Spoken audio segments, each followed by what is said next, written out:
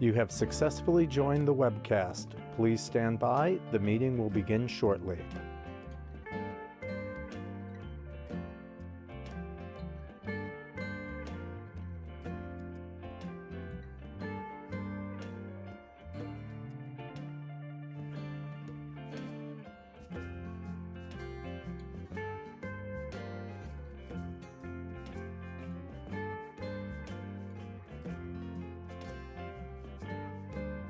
You have successfully joined the webcast. Please stand by. The meeting will begin shortly.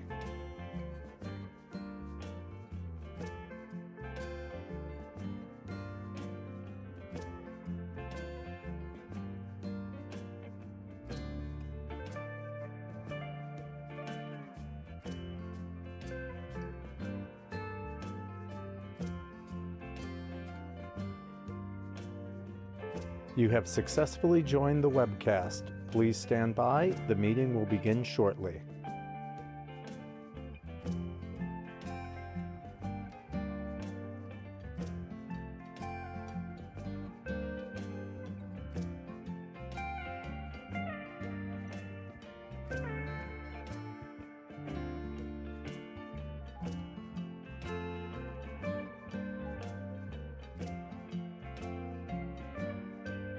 You have successfully joined the webcast. Please stand by. The meeting will begin shortly.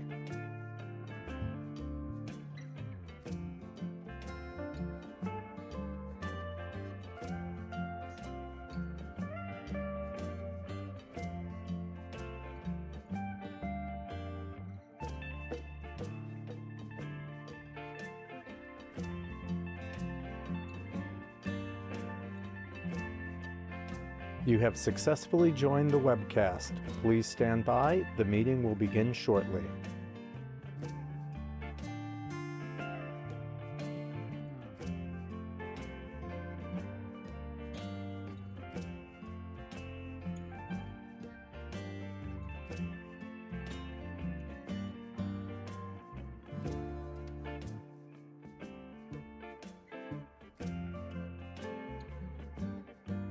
You have successfully joined the webcast. Please stand by. The meeting will begin shortly.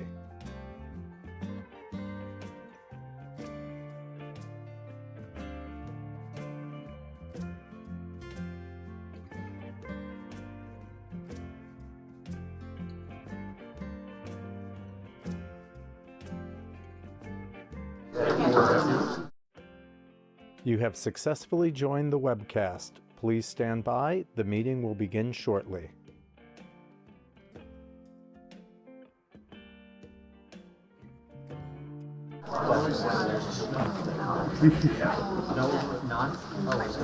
Okay. All right, welcome to the Village of Wappingers Falls second monthly meeting of the Mayor and Board of Trustees. Today's Wednesday, February 25th. May you please stand for the pledge. To the flag of the United States of America, and to the republic which stands, one nation, under God, indivisible, with liberty and justice for all. Roll call. Roll call. Mayor Huber. Present. Trustee McCormick. Here. Trustee Shimento. Here. Trustee Marshall. Here. Trustee Mosh. Here. Trustee Vanka. Here. Trustee Smith. Here. Village Attorney Lindars. Here. Authorization to pay bills as per approved warrants. Get a motion? Is there a second? Second. All in favor? Aye. Aye. Opposed? Okay.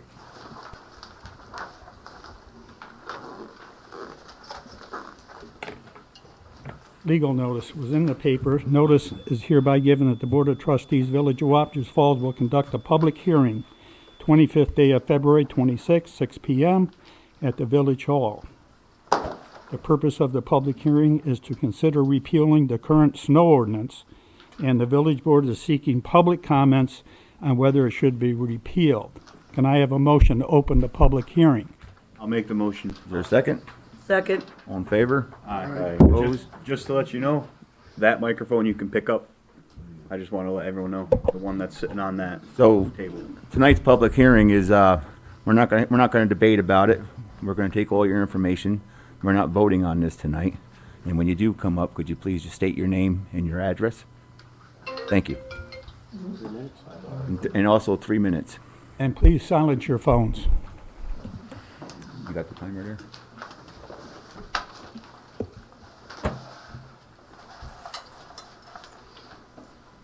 So ever like to, Yep, whoever wants to come up first.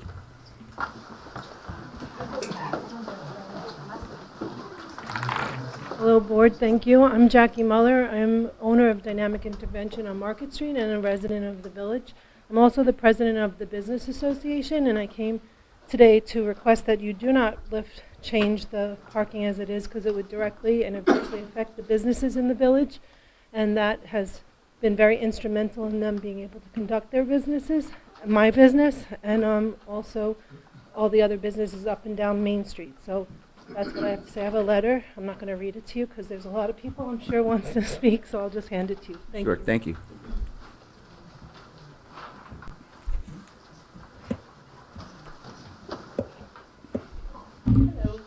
Hello. Angela Hardesty, 2701 West Main Street. I have a couple letters. I'm going to be quick and brief with it, and I also didn't expect so many people here, so I'm a little nervous. Hi, my name is Jeff. I've been a property owner in the village of Wappingers for more than 30 years. Over the decades, I've seen our community grow, evolve, and continue to be a place people are proud to call home. One challenge that has remained consistent, however, is parking. As many of us know, the village of Wappingers has limited municipal parking. During the winter months, the current snow ordinance adds another layer to difficulty. The restriction on the street parking overnight, even when there is no snow on the ground, creates stress not only for the property owners, but for the tenants, families, employees, and small business owners who are part of the fabric of this community. When residents struggle to find parking, it affects their quality of life. When small businesses operate late night or early morning and don't have accessible parking, it impacts their ability to serve customers and remain successful. Ultimately, this isn't just a property owner issue, it's a community issue. If there is snow on the ground and if there is no snow on the ground and no snow forecasted, allowing overstreet night parking would be better reflected it would better reflect the needs of our residents and local businesses. I encourage the Village of Wappingers to consider a balanced approach similar to the City of Beacon, where overnight restrictions are triggered only after measurable snowfall. This type of policy supports public safety while also supporting the people who live and work here. We all want a thriving, welcoming village. Thoughtful adjustments to the snow ordinance can make a meaningful difference for residents and business owners alike. Thank you. Second person I have, Oh, your time's up. Sorry. my time is up. Okay. I think we may have also received them. I know I received the first one that you just read. Yeah. So those are being taken, I got 3, and were they all Okay. going to be taken into consideration? Great. Yes. I would request if you have additional letters to submit them to the board. Yeah. Okay, I will. Also, just, if there's no snow on the ground and it's 50-degree day in March, why shouldn't people be able to park? There's a lot of people that live here that don't have parking on their own. They rely on public parking. Really important. Thank you. Can I have those? Thank you. But also shout out to the people who did the snow this last storm, fantastic job, really. Really, it's great. And the fact that we had, I brought some photos to show how clean and nice it is when people are actually having a snow ordinance during a snowstorm, right? So we towed some people. 3 storms ago, we didn't tow anybody. They had snow buildup, and then when people went to go park again, cars were getting hit and mirrors were coming off. And then the next snowstorm, we all towed, which was a great idea because you got those people off, and guess what? The snow was so clean and beautiful, and the streets were wonderful. We didn't have any issue. And this time, nobody even parked on Main Street. So it never even happened. So we all got cleaned up thanks to our wonderful Well, they got a people taste that of work the toe here. in them now. What's that? They got a taste of the toe. And now Tow them they- once and they'll never do it again. That's right. It's real. Hi, my name is Amanda Villalobos. I live at 2754 West Main Street. When I moved to the village, it was 7 years ago, from the town of Wappingers, I think the ordinance, as I understood it then, was that there was no parking overnight during any of the winter months. And it was changed, as I understand it, to only be when there was a weather event and there's notice provided, which was a really positive change in my mind. I am very fortunate to have a driveway. Many of my neighbors are not. And the snow ordinance as it is impacts them very, very greatly. One of my neighbors is a sanitation worker in another town. He wasn't able to get to work after the last snowstorm because he couldn't dig out of his car out of the lot he was parked in, which was far away from his house. We have since offered to let him use our driveway, but last time he just stayed at work overnight to avoid this problem. I have lived in many places, including Minnesota, where I grew up, where they do not have any snow ordinances, and somehow we all manage in the winter. And for my neighbors, for whom it is a very big hardship to find off-street parking during storms, I would really support completely repealing the snow ordinance, or trying to find accessible parking, which does not currently really exist in this village outside of the streets. Great, thank you. Anyone else? Hi. How you doing? My name is Sierra Simeon. I recently moved to 2651 East Main Street. I think I kind of have a unique perspective on this situation because I plow snow for a neighboring town, so I understand the importance of a snow ordinance. I understand what it means when there's a car parked on the side of the road when you're trying to clear a street. So I think also I now understand the struggle of trying to find parking coming home after 30 hours of plowing, you know. So, and this is a new challenge for me because I have off-street parking in previous places. So in even just discussing with my coworkers for the town that I work for, it seems like enforcement is really like the only way that you can really, sorry, I'm also nervous for some reason. No, take time. It seems like the only way to like impact somebody is to like financially impact somebody. And I'm not personally like pro more policing or anything like that, but if you're going to have a snow ordinance, you're going to have fines or whatever is attached to that. If it's not enforced, nobody's going to follow them. So if the problem is that you have people that are not, you know, moving their cars, then it needs to be enforced, period. But also, where do we park, right? And so I've now encountered this twice coming home from plowing snow where I'm like circling, trying to find a spot.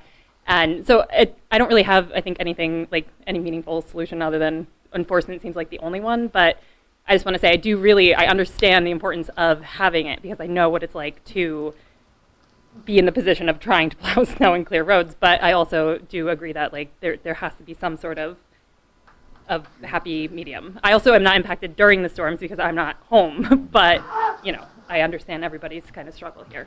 That's all I want to say. All right, great, thank you. Anyone else?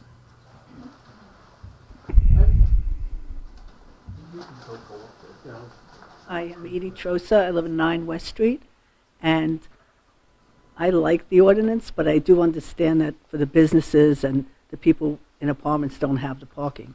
But my husband and I got stuck in the storm coming home 2 storms ago, and I was dreading hitting West Main, you know, and the roads were so bad, slippery, and I thought, oh, be careful when you get there. I don't want to be banging into anyone. And then when we came up to that and it was all clear, I thought, this is great. I mean, it is a safety issue, maybe just with a little tweaking, because I do understand the businesses need more parking and so do the residents. But maybe just brainstorming, you can come up with some kind of solution. Great, thank you. Hi, Patrick Rapp, 9 Maple. I received a notice of violation from the planning board, not the planning board, the planning and zoning board, saying that if I didn't remove the snow from my sidewalk, I was going to get fined or imprisoned. Well, my wife and I say, great, you know, if you imprison us, send us away to Aruba, we'll be fine. The thing is, I have no sidewalk in front of my house. So whoever went by who used Brian Murphy's signature block, it didn't change it, changed everything else, but that, you know, what's going on? The guy has no clue what he's doing. I would say that's invalid since it's Brian Murphy's name on it, so. Well, My suggestion would be if you have a personal, specific complaint like that, that you submit that in writing to the village board. here you go. Thank you. a picture of my house. Have a good day. Thank you. Again, if you were going to submit that formally, it should be submitted through the clerk's office. We got it. I got it. Just acknowledge it, that's all. Good yourself? My name's Robert Sternberg. I operate Level Up Wellness at 2701 West Main Street. Want to echo some of what Angela said, that the old snow ordinance impacts tenants in a negative way, but also that the current snow ordinance doesn't have any common sense behind it. Yesterday, a snow ordinance was put into effect at 1 o'clock. It didn't start snowing until 10 o'clock at night. It just doesn't make any sense. And it essentially shuts down businesses in the village that were approved on contingency of public parking. Doesn't really seem fair. All right. Thank you. Anyone else? Is this just about parking? Yep. Yeah. Just about the snow ordinance. No ordinance.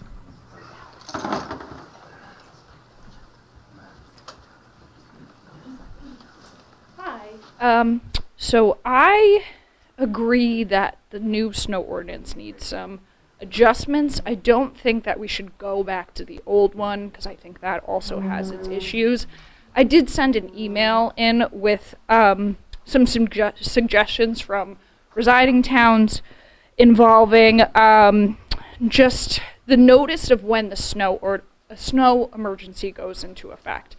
Other residing towns like Poughkeepsie and Newburgh, they'll have police officers drive throughout the streets to let people know what time it is going into effect. One of the last snowstorms, I got ticketed. I didn't even know it was happening. I lived down the road for 30 years, and I didn't even know we were starting to ticket people during the day. Another suggestion. Your name and address? Oh, sorry. 16 Mill Street. I own a shop in the village. And other suggestions are changing, if we're going to keep it to the current one, adjusting the times for streets that have businesses on it. So during the day, we can still run our businesses, and plows can go through streets that don't have businesses where people are not parking, and just adjusting the times for business hours. Also, the signs, this is like a hard change, but the signs that say no parking when a snow emergency is in effect, people have no idea where to go to. They can't sign up for text messages if they're just coming through to visit the village. They don't know where to go. And if there's no snow coming down and it starts at 1 p.m., they get ticketed, they get towed, they have no idea what's happening. So another adjustment I would recommend is adjusting the signs so people know where to refer, like the village website. Okay. Thank you. Anyone else? You can hand that microphone out just so people don't have to keep calling on them. Hi, my name is Amy DeRisi. I'm a business owner in the village, 2748 West Main Street. I'm here to support all my fellow business owners, but I also did want to mention, I know that there are issues about time and also where to park. I think that it would be great if we can all try and work together and figure out where can people park when the snow ordinance is in place. Also the time. I know that there are other business owners, so unfortunately we're not able to make it here, but 1 o'clock in the afternoon when you're running your business and you're in the shop by yourself or in your business by yourself in the middle of the day, it means a person has to close their doors, go park somewhere else, look for parking, try to figure out where to park, and it just takes away from time of them running their business, and of course it's costing them money, not being able to be there to run their business at that time. So I'm in agreement that the last snowstorm was great. You guys did a great job cleaning it up. I mean, the village looked great. I know that there was some issues with getting tickets and stuff, but you did do a great job. I did want to say that you did do a great job cleaning it up, and it looked amazing, but there are other things that we can try and work together with you guys to figure out just a better way for the businesses to run their businesses during the business hours, especially during the snow ordinance. So, thank you. Thank you. Anyone else? Okay, can I have a motion to close the public hearing? So moved. Second? Second. All in favor? Are we going to discuss Opposed? Cell tower. Yeah, Mayor, did you want to jump to this? The water tower? We could, just so everybody knows, we're not voting on this. This is Right. a discussion through the water board. They've started this. All right, what I want to do is I want to invite Klaus Wimmer to explain to everybody what is going on, what is proposed What's that? at this time. A public comment about the cell tower? We're gonna hear about it first. Klaus, if you would, please. Klaus Wimmer of Homeland Thank you. Towers. My name is Klaus Wimmer. I'm a regional manager for Homeland Towers. We are based in Danbury, Connecticut, and we build infrastructure for carriers since 2010 approximately. I've personally been in business quite a bit longer than that, working directly for carriers and Verizon, T-Mobile, Sprint at the time, Dell, and so on. So who have a lot of experience. I'm actually not sure who suggested this, but somebody from the village reached out to us. If we would be interested in taking down the existing water tank on Walker Place and replacing it with the cell tower. So we took a look at this, and it seems to be a feasible project. The premise would be that we would, want the cost for removing the tank, and would be in exchange for a rent payment, essentially.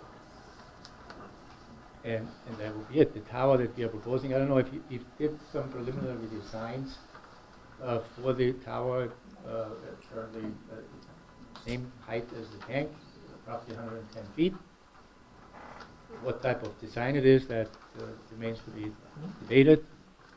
Could be a pole type structure, or it could be a lattice type structure. We also do trees in some scenarios, but I don't. Klaus, I'm so sorry. Do you mind just speaking into the one on the table? Just hold it up to, just so that way everyone I'm can sorry. hear. No, Yeah.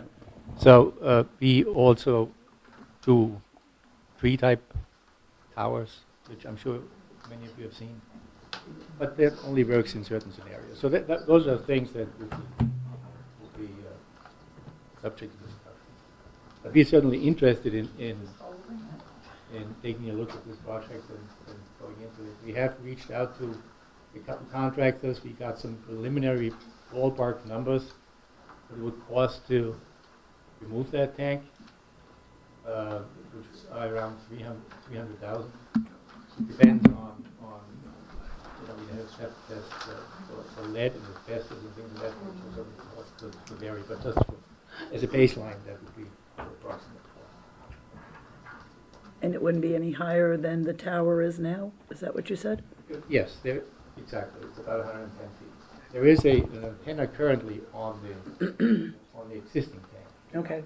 Yeah, so with that, it would be about. So, we have a couple questions. So the tower does have lead paint on it, right?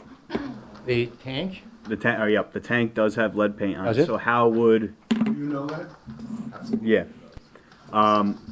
So how would that be contained when you take it down? And It would be remediated. We've done this on other projects, on demolition projects by qualified personnel. I'm not sure what the process is, but absolutely in accordance to environmental standards, yes. And then also, it's neighboring a historic district, and I know that this is the main complaint with a lot of residents here, and I don't know if anyone else agrees. This is right next to a historic district. And safety for being in a residential neighborhood. Correct. The historic aspect of it, I mean, it's an icon or a landmark for the village, and I know you just said you do different types of towers, whether it looks like a fake tree or something like that. I guess, do you have to go through like a historic registry or Office of Historic Preservation to do this project? We actually do have to go through what's called NEPA, the National Environmental Protection Act, and also through the to SHPO. So yes, we comply with with sometimes, the mitigating factors that have to be considered. Right. Okay. There are problems with that. I live next to that water tower. So if you put up this cell phone tower, that's hazardous to the health. And also, there's supposed to be at least a quarter-mile distance from the cell phone tower to the houses. And, What are you referring to, radiation, emission? yeah, radiation. Radio frequency? But it's supposed to be at least a quarter-mile away from houses. It's not supposed to be that close. I'm not aware of that. And I'm not in favor of this, so I'm sure you can tell. Generally talking about radio frequency emissions. Don't tell me there's no health effects. I would- Are you a doctor? I'm not a doctor. Exactly. But there are existing guidelines established by the FCC. A quarter-mile. I live right next to this tower. Can we just ask questions and then move on, please? Is that a village requirement? No. What am I'm not sure. No. That it should be. This is just a quarter-mile question. away. This You is- have to put the tower elsewhere. I'm not familiar with the quarter-mile separation Well, regulation. then I guess you should read up on it. Another comment, so Yeah. we can all search the internet for the answers we want. You can search the internet, Trustee Maj, about it being safe. We can search the internet and find our answers that it's not safe. I mean, you can find whatever you want, so apples to oranges, whatever. But I don't think it should be that close to a house. It's not gonna look as historic coming down the hill in the village when you look up. And has anyone even considered property values? Because there is hard evidence there. You're gonna lower our property value. 30%. Actually, that is not a fact. That is a fact. You say it's not, I say it is. We've done- Again. Hang on. Excuse me. We're not going to debate this. We're just getting information. That's all this is about. Just let me respond to the appraisal thing, because we run into this all the time in situations where the homes are fairly even closer than this tower is. And we've done, I think 30 appraisals throughout the area, Putnam, Westchester, Rockland, Orange counties, and there is no difference on the vicinity of it. And that is documented, that is stood up in court, and we'd be happy to make that part of. Can I rebut that? The National Hold on. Association. Hold on. Can you come up, please? Yeah. Trent, hold on 1 second. Can we? Because we're not debating. This is not a debate. Listen, Like, So what I would like to have is, if you've completed the presentation of what kind of the plan is, and if people have comments on it, we'll take the comments on what that is. If you can address some of those comments tonight, fantastic. To those that we can't address tonight, you can follow up perhaps with information on that. And then this way, we'll have an orderly expression of concern and what the project is. Totally agree. The only thing I could add to what I really said is that the demolition project would go out for bid, and then, just to qualify contractors to do this, and we obviously share this bid with the village to ensure that everything is. does the village go out, put the bid out, or would you put the bid out? If We would put it out. you would put it out. Yeah, we would, yeah. All right. And if that's it, there's that being obviously that be taken. Why is this being rushed through? This is not being rushed. We're not voting on this. He's here to talk, that's it. We're not, no one knows. Mayor, would you like me to explain it? No, I want to hear from Trent. Trent did some research. I'd like to hear from him. All right, Trent, want to come up? You want me to come up? Please. I got a lot of questions, but I'm not going to pick them up tonight. All right. So they're on the record. I would rebut the property value issue. The National Association of Realtors says that it's between 10 and 30% within eyesight. So they're the preeminent experts on property values, not anything you've done. I have tons of questions about this thing, and I honestly don't think that, I think this is a waste of time to even be up here, and you guys have a lot more important things to be doing, honestly. This isn't a revenue generator. This is a grasping at straws. What it is getting rid of a possible lawsuit from somebody falling off an antique tower. Why would someone be on an antique tower? Because kids climb all kinds of things, don't they? Okay, so then. This is Trent's opportunity to address to the board. So my argument would be that your safety issue and the cost of taking down that tower, this gentleman should have nothing to do with that. That should be completely separate. Those prices, you should be going to look for that. You should be putting out money to have an evaluation yourselves to find out the structural integrity of that tower. All of those things are your responsibility. This is putting the cart before the horse, okay? What is the fall parameters, the distance around that, based upon national standards? Just wall parameter for what? How far to a property line for the side yard setbacks do you need to be for the fall parameters, for ice equipment falling off the tower? Typically, that can be addressed with what's called a hinge point on a tower. So in the event that it does fall over, it collapses upon itself. Completely upon itself. Okay, and ice flying off of it, and equipment, and heavy winds? Or underneath that would be obviously a concern. So the village would have to do a variance because you are aware, right, that they have an existing ordinance that requires 100-foot radius plus 10, well, it's the length of the tower plus 10 feet, right? That's a 100-foot wide property. I think that would be met there. I would argue that that would not be met. And if so, then you need to have Harry Turbush sit here and have a conversation with you as the property owner.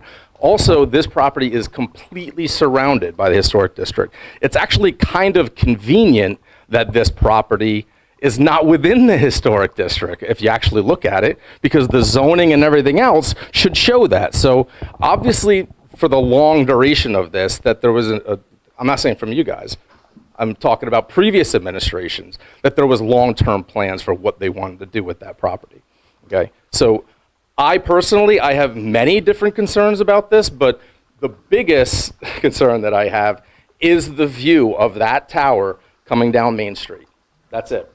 If you put that tower up, I promise you, your property values will go down, businesses will no longer come into the village, and nobody will be buying houses in your village. Nobody wants to come from Westchester or New York City to a quaint little historic hamlet to look up at a tower at the most focal point of your entire historic district.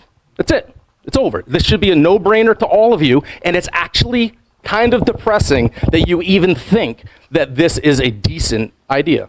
That's fine. No.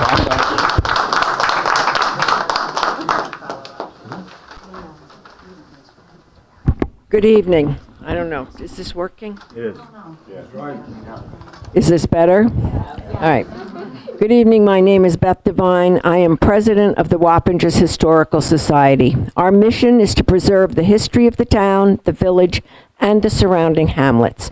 So yes, we are concerned about the talk of dismantling or tearing down the water tower on Walker Place without a thorough study done as to the structural integrity.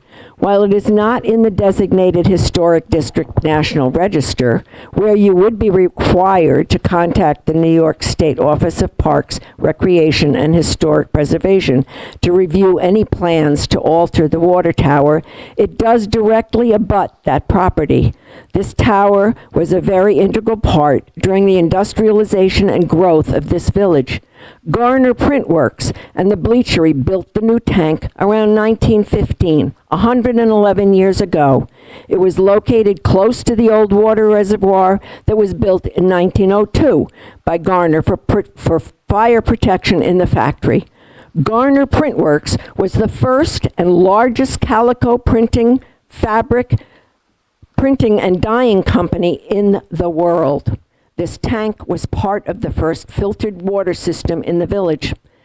Because it overlooks the village from its high vantage point, it is cited by your village comprehensive plan as a structure that defines the skyline character.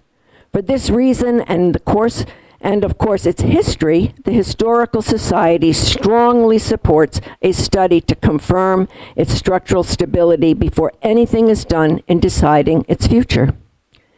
However, this is not just or this is just part of the reason that I'm here tonight. Many of you have grown up in the village, have lived here for a very long time, and it's natural that you just take it for granted that this is what the village looks like. It is what it is. At Mizzier Homestead, we have many visitors from out of the area. So often they remark about how lucky we are to live in such a pleasant area, how beautiful it is to come into the village with its 2 large greens, our parks on either side of the road, with the beautiful church, Zion Episcopal Church, and the charming Grinnell Library across the street, which, by the way, is the 6th oldest library in New York. And then to look down the village toward the bridge. Yes, we do take it for granted. For the last few years, many businesses and homeowners have been working very hard to fix up the historic buildings. People are taking pride. But can you imagine what everyone will see if they're at that intersection of East Main Street and Spring Street looking down that hill? And instead of seeing the green trees on the horizon, they see a huge freestanding monopole or cell tower. That quaintness will be gone forever. Yes, everyone needs or wants cell service, but not at the expense of destroying the village of Wappingers Falls, not at the expense of the neighborhood that would have to look at that very unattractive structure in their backyard, and not right next to the historic district, and certainly not in the direct view of the entire world driving down Main Street. I've spoken to Supervisor Cavassini, and he explained that the town is now installing small cellular towers attached to existing poles or structures. There is one on Spook Hill Road where they installed an unobtrusive telephone pole, and on the top of that is the cellular works. You hardly notice it. Perhaps that's an avenue that you need to pursue. Eliminating this landmark water tower in favor of a modern cell tower would do far more than to alter the village skyline. It would erase a tangible piece of our shared history, an early 1900s structure originally built to improve residents' quality of life. Removing it sends a message that heritage can be sacrificed for convenience, setting a terrible precedent that may weaken future efforts to preserve other historic buildings and elements that are tied to our village origins. Do your homework. Respect the views of the residents. Follow your comprehensive plan. Find ways to please work together to bring the needed services into the village without destroying something that will never be the same again.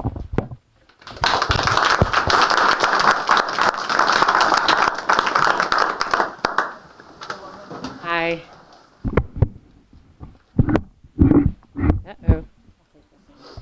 My name is Patty Atkinson. I live at 27 Hillside Avenue for over a decade, and my children sleep pretty close, a few hundred feet from the proposed tower.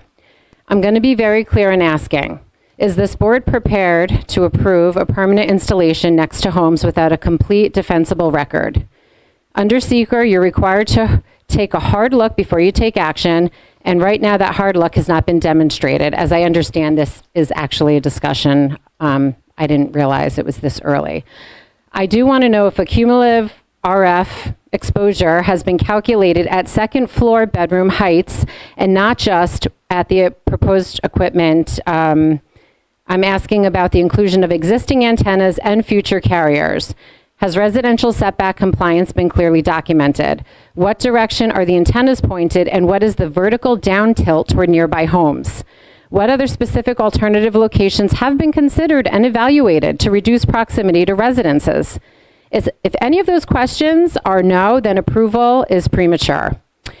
Once a permit is granted, it's permanent, but approvals made without solid evidence do not hold up in court.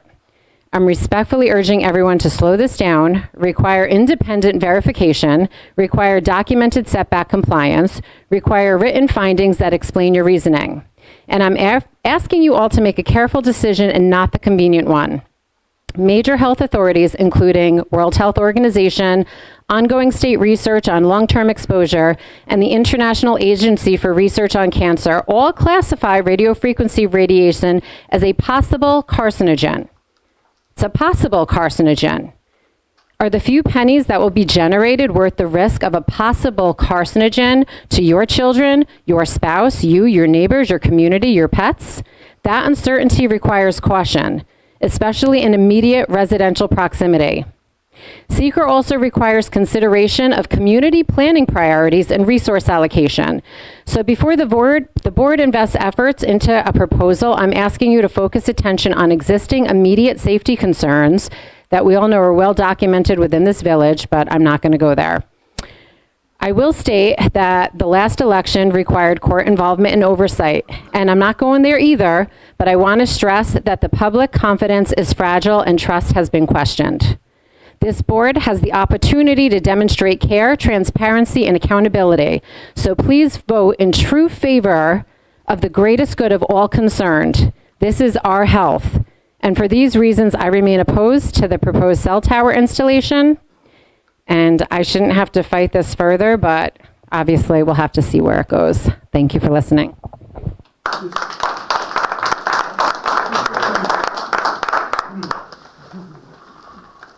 I'm Todd Atkinson, the village engineer. I am Trent and Patty's brother, Trent's brother, Patty's brother-in-law. I would think that the best thing to do here is to go back onto how we got to this point. Just so everybody knows. I tried to do that. Okay, so from this all originated at the water board, which is a board that's that meets once a month. I think it was about 6 months ago. At that time, we were looking at the structural integrity or the concerns that we had with that tank. That tank was built, I think somebody just said it, 1915. That puts it at about 111 years old. The last structural report that we could find on that tank right now, I think, was dated 2010, and it wasn't even a structural report. It was a member of the community that went up and looked at it and said, there's, it looks good, basically. There was no engineering, there was no, analysis of any type of welds or whatnot on it, nuts, bolts, anything. And we're concerned, the water board's concerned about, what the status of that. Trent Atkinson brought up a good point, which is, okay, if something happens to a potential tower in that location, what's the fall down radius? Well, the same thing that we need to be looking at right now, and the water board's looking at, is the concern of the water tank in itself, is what's the fall down radius on that right now. So don't forget, we wanted to take that down and put in a parking lot. Yep, so I still want to just give a lead into how we got to where we're at. So the water board had a discussion and different alternatives that came up, and one of the alternatives was there's a potential, because we do have to do work on Windlass Tank, and there are phone towers on Windlass Tank right now. You might not know that, but that's in a residential district right now. But there are numerous antennas on that tower, and that tower needs to be redone in a sense. That tank needs to be redone, repainted, scraped, cleaned, and we have a project out there that we're actually looking at trying to do. So one of the ideas that came up was potentially putting antennas on the hillside tank in order to meet the requirements of having the emergency and everything else is going on, moving those towers over temporarily. At that time, the board asked me if I had contact with any different tower companies. I did. I gave them 3 different names, and the only company that came back that actually wanted to discuss potentially putting antennas on that tower and or doing structural improvements to that tower and or taking the tower down and putting up a new tower was Homeland Tower. So we've gotten to the point now with the water board, which was probably in December, January timeframe, that a discussion. Yeah, I don't know about 2 years. But, 4. Okay. So it's been going on for 2 years. But I think it's very important to understand how we've gotten to the point we're at. And the point we're at right now is 100% just a discussion point. And this is fantastic that everybody shows up, because this is what government's all about. You come out and you give your pros and cons and what your concerns are. And I think that the board now understands what your concerns are. But I think that it was very important to understand how this got to where it was, is that this was developed originally from the water board, it was passed on to the village board, and that's why the discussion's happening now. And the only reason we looked into putting up a tower was we couldn't afford to take that down. We have no money to take that tower down. Oh, you hit the nail on the head right there. Can I rebut this? Can I come back up?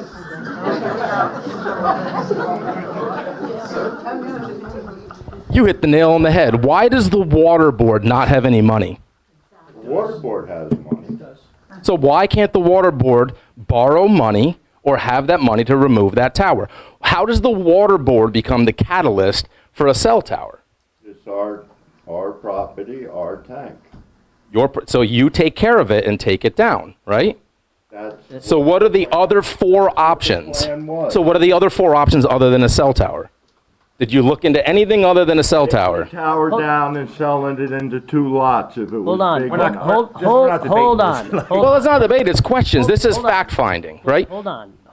I want to piggyback off what Todd was saying, because it's clear from the comments that are being made that this almost feels like a planning board meeting, and it's not. This is, the board is exploring options. This is one. This is why we're here. If there's concerns, express them. That's what they want to hear. It's not a debate, it's not. These are the concerns, these are the questions. In all fairness, I'm still speaking, and I'm asking right now, right?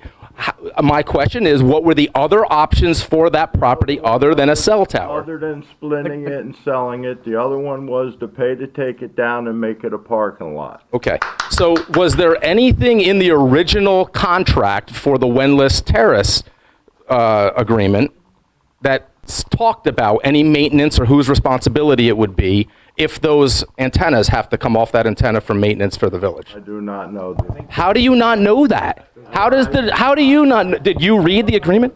You didn't read the agreement for the Wendless Terrace contract for Verizon? Back then? It's at the end. It's got to get renewed, so I believe it's written. Okay, so you could just take those antennas down and not put them back up.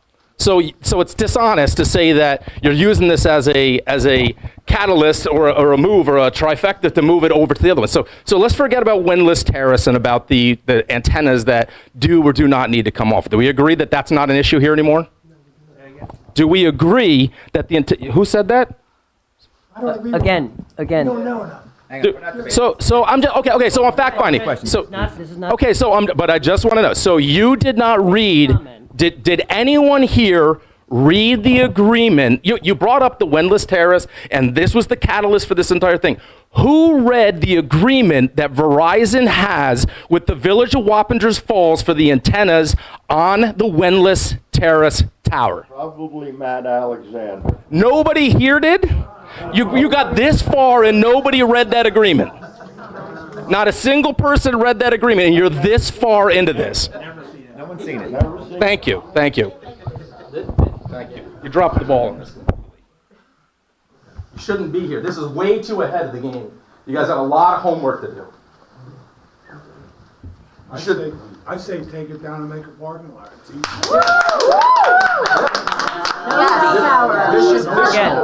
Again, I'll express to the audience right now again. The board. Use the water fund budget and take the tower down. That's it. You're not in the business of making money for us, right? You just keep charging us more. For the steel. Yeah. Get your contracts. This was just a discussion through the water board. We're not. There's no vote on this thing. There's nothing. This should just be a water board issue. This should not be a board issue. Yeah. They should have taken care of it with their money, and that's it. I don't know how it got out to the public or the water board issue. Facebook. Tell the man that put it on the Facebook. He should have read the minutes of the water board. Right, so then he wouldn't have had you all here. He should have been here. Amen. Amen to that. Right, okay. Steve? Amen. So Been on the water board for we haven't been there, right? We got somebody speaking. We have somebody else. Mike Jones, 314 Sterling Drive. Whether or not there's a tower there now, or you put a cell tower, can you still not make that a parking lot? Yes. And secondly, if you do put up a tower, there's going to be issues with health, with property values. Whether or not they say that property value or the health is an issue or not, it's still the perception of people buying once they see a house and they see a tower next door to it. So I think that's still going to be an issue. And for the comment about kids jumping off the water tower, those same kids would still climb a cell tower. So that shouldn't be an issue. Cell tower is actually in a building, and then You've got a bridge with a 3-foot parapet wall on Main Street. Okay. Jennifer. I just wanted to make a comment. You might remember, back in the day, I'm almost sure that KC Engineering did a full evaluation of both those towers about what needed to be fixed and the approximate cost of what it would take. So I just wanted to bring that up. And what was the cost to fix that tower? Probably, from what it was done back in the day from KC Engineering, could probably double it, but I'm not the Yeah. expert at that, but that's. Probably over, it's over, quite over. $900,000 Yeah. at that time, so at least It's almost $1 million. Oh, Please come up, Steve. But it wasn't a structural evaluation, it was just a quick one shot. It was just a look at it, what they thought. I'm pretty sure that the water board would probably have a consensus. If the Historical Society wants the tower, they can have it. I mean, that's, I know I would vote for it, and I'm on the water board. Number two, there was a comment about the person who's putting a bunch of clickbait on Facebook. And I think it's disgusting how he's riled you all up. This is not a civil discussion anymore. And I think that's why they're here, but it doesn't seem to be why you're here. You're here to attack someone. And lastly, if health truly is a concern, I think it's a little bit hypocritical to not be supporting your other village residents that currently live by a cell phone tower. Where is your outrage for their health? Where is your support for them? Why is it only when it comes to your neighborhood that you show up, you start yelling? I can answer that. I didn't know there were cell phone towers. There is. Listen, There's no documented health risks. listen, this is. I think the gentleman forgot to give his name and his position. What is your name? Stephen Plank. Okay, and what in your position? You're on the water board now. Yeah, I'm on the water board, to be clear. But we're debating this right now. Okay. We're not, So again, this is not a vote. Not a debate. Not a debate. I've got another. So before moving too much farther with this, is the water board at least willing to do their own homework to get a study to determine? I mean, it's going to cost you $20,000-$30,000 to figure out the condition of that tank and get 3 different opinions on what the cost is to take it down. You're going to have to do soundings on that. You're going to have to dig those piers. You're going to have to do magnetic testing on it. You're going to have to do lead testing on it. It's $30,000, $40,000 worth of inspections you need to do on that. So before you even know that information, how do you come here and talk about taking it down, or this guy saying $300,000, or what you're going to do? You're supposed to come with your homework, right? Why? That's your answer right there. I live in the real world. I work in engineering. The board. What? What we're looking at. You got us wanting to dig a hole tomorrow. But you're trying to explain to the board, and you're trying. I believe you two are brothers. Yeah, very good. That's it. Fair enough. So, I'd like to meet your brother. So the. At 49. Okay. So the question is, my question is, I would say that whenever I would get to this point or waste everybody else's time, I would come with all the information I have available to answer all the questions that people have. You have no answers. That all of this information should. With due respect, Trent, that's why we asked him to come, because we had questions of him. No decision has been made yet. We're asking questions as we go along. So how are you Isn't that what you're telling us we should do? Right, but one of the key components would have been to get the info. Here is my problem that I have with this. The biggest problem I have with this is that you've got a third party that's coming here to pitch you, that is giving you numbers and information about something they shouldn't have anything to do with. In your backyard. The tower. I could care less. Keep the comments to yourself. Yeah, thank you very much. That's kind of unbecoming of a representative. But so the problem I have is that anyone knows this that does engineering, cost analysis, anything else like that. You don't take information from somebody coming in to sell you something, right? You don't. You should not have the tower, what it costs to remove it, the condition of the tower has nothing to do with this, gentleman, in all fairness, okay? You're looking at this as a cost versus like what your expense is, right? We don't know those costs, and that's a very big part of what this is, right? Because if you're going to start throwing numbers out and what costs are going to be, that's it's misleading. That's what I'm saying. It's misleading. You should have your information to know what it's going to cost to take that tower down and what condition that tower is in before you even speak to this gentleman. Patty, I have a question so you said there were 4 options, correct, at that water board meeting? And he came back with 4 options of what to do? No, the Or Homeland, were listed out. Okay. And one of them was to propose a tower company to find out, 3 tower companies.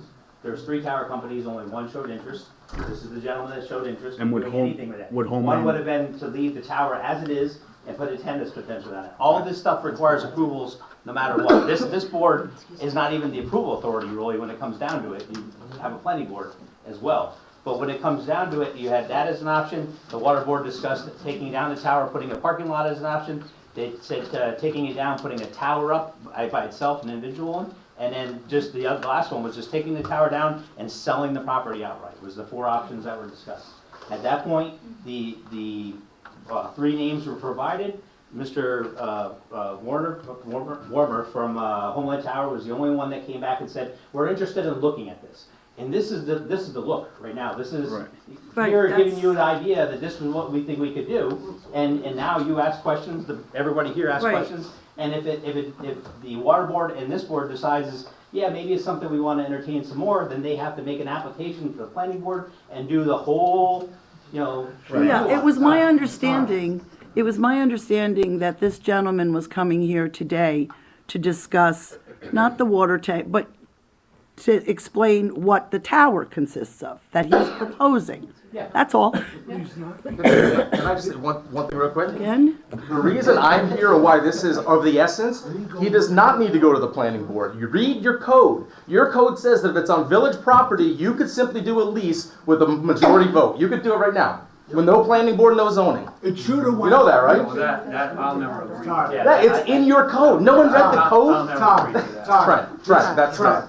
This should have went to the water board, discuss this, and then they bring it to the board. The mayor asked us to bring. No, nobody went out to the general public and said, hey, we have this parcel. How about just developers, right? We had a meeting of the Economic Development Committee. Kevin, I think you were there, right, when Mayor Matt was here? We had like 10 of the biggest developers in Dutchess County in a room having conversations about they were super interested, but they pushed them away, right? And open it up and say, we have this property, what can you do with it? Let them come in with proposals. You could be sitting here with 8 different proposals with millions of dollars on the table, right? And you got the first easiest one that came along. It's probably the best village engineer I've ever seen in the years I've been involved here. Did you not explore other options of that tower? Did you not explore what it would cost to take it down? Did we not discuss that? We did discuss that. The previous engineer, KC, had looked at it. They had put together a proposal, or not proposal, but a cost that's actually included in the $21 million USDA loan application that went out. They had $900,000 put in there in 2019, so that's probably double the number now, which was either that was to make upgrades to it or modifications to it for structure. I've never seen a structural report from KC Engineering. The only report that I ever saw was a piece of paper that came from Mr. Turbush, I believe it was, about The the guy status. that leased the tower for $1 for 20 years that we paid his electric for. Yeah, that was a good deal. I'm not privy to that, but yeah. So I did read that lease. the that was the options that were discussed as part of the water board. That's how we're at this point right now. Obviously, the village board can, say, okay, maybe this is not a discussion anymore. And I'm not even sure it's up to the village board because it's supposedly water board property. Yeah, but you gotta. Have to ask. I think that's a legal discussion I can't answer. The village owns the property, the water board owns. You want to go down that route? How about it? Yeah, and then you gotta come to the board. We have to come for everything when we want to spend our money. I think we discussed, But I think we since this about was gonna be no beat this one to money. death. So hello again, I'm Jackie Muller, I'm the president of the Business Association. Originally I was going to speak on this topic as that. So here's my letter, you can read about our opposition to a cell tower being put up in the village, taking away from the aesthetics and the historic feel. But I want to take that hat off for a second, and I want to ask you to please really investigate the health risks of having something like that in our village. Patty, I'm with you on that. I'm 19-year cancer survivor. I'm part of this Two Sisters study. Every time they send me that survey every year to see how my health is, I'm still clear, thankfully. But they ask me questions like, how close do I live or have lived or ever have lived near certain types of chemicals, factories, cell towers, things like that. They've asked me that, and maybe not in the beginning, but now they're starting to ask those questions of me now. So I would love for us, as the residents of the village, to have more information on the health risks of having that up. I have a small grandchild. I have my daughters living here. I live here. I don't want to go through chemotherapy again. So if you could find that information out, I think that would be valuable for all the residents. So thank you. Thank you. Thank you. Want to move on from this one and move to the sidewalk? I lived here. Someone else who wants to say something. Okay, the next, Unless somebody else wants to talk. I was just gonna say, regardless of what happens, because we please have more parking. Just make it work. That'd be great. All right. Yeah, That yeah, would be, we'd love to have a family get together. yeah. Ready to move on? next topic is West Main sidewalk collapse. Matt Williams from McGivney, Kluger, Clark, and Antosha will speak. Good evening, ladies and gentlemen. My name is Matthew Williams. I'm a partner with the firm McGivney, Kluger, Clark, and Antosha. I represent the village as a defendant in the action that's been brought by the state of New York regarding the sidewalk collapse of a couple of years ago. John invited me to come and speak to you to provide you an update regarding the case. As of this time, discovery is now closed. We have completed all exchange of paper discovery as well as depositions. John, you know how pleasant that was. We completed probably about a dozen depositions, give or take, regarding this matter. There are 6 parties involved. The state of New York, the village as both the plaintiff and defendant, Casey Engineering, Context, Central Hudson, and USIC. We've also now exchanged expert reports. Part of the issue and why the matter has not yet resolved is that the state of New York's initial settlement demand is somewhat exorbitant. The repairs are, I can tell you, in excess. They're claiming in excess of 7 figures. The experts for the other parties all indicate that any repairs to the wall would be much less, probably talking in the hundreds of thousands of dollars. We have a pretrial conference scheduled for March 26th, wherein I anticipate we will be given 2 dates. One is probably going to be a mediation date for the parties to get together and see if they can come to some sort of resolution. The second date will probably be a trial date. Trial dates are generally very effective at getting the parties to realize how much money they're going to have to spend to try a case. This one with experts would be somewhat in-depth. You're talking 2-3 weeks probably, including jury selection. Probably trial, would not anticipate that for somewhere about 9 months, give or take Judge Davis's calendar. Could be a year, could be 6 months. That'll all depend on his availability to accommodate such a trial. But generally speaking, that's where we're at. Once the conference on the 26th goes forward, I should have some more clarity as far as what the time frame on the rest of the litigation will be. Could you please tell me the 6 parties again? It's the New York State. It's the village. The village is a little different because they also have their own plaintiff's case. The village is suing Central Hudson. They're represented by a different firm. We work sort of hand in hand with them. We also have Central Hudson.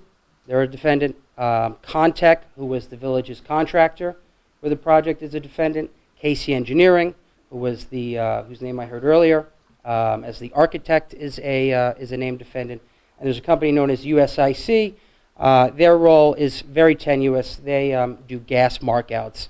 And how this was precipitated was that Contech struck a old gas pipe, and that necessitated Central Hudson to come out and do a repair.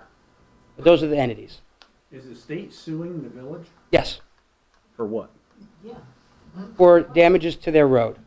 It was their To sign. their road. Yes. Central Hudson Central damaged Hudson damaged the road and we're gonna and pay for it? we're getting sued. I am Where was the road? just telling you. No, I understand that. It's just for several years, 5.5 now, it's been the New York State has been involved somehow, and it's been the village against Central Hudson. Now, there's 4 other parties that we just listed that we had no idea about. There are 2 actions. They're consolidated. So as the one- village has, as a plaintiff, has a case solely against Central Hudson. Okay. As a defendant, and that's my role in representing the village, the state of New York has brought claims against the village, Central Hudson, Contech, and the like. So, hold on, so let me recap, because this has been discussed with the board before. So, before I was the village attorney, your prior council, when I came in, this was happening.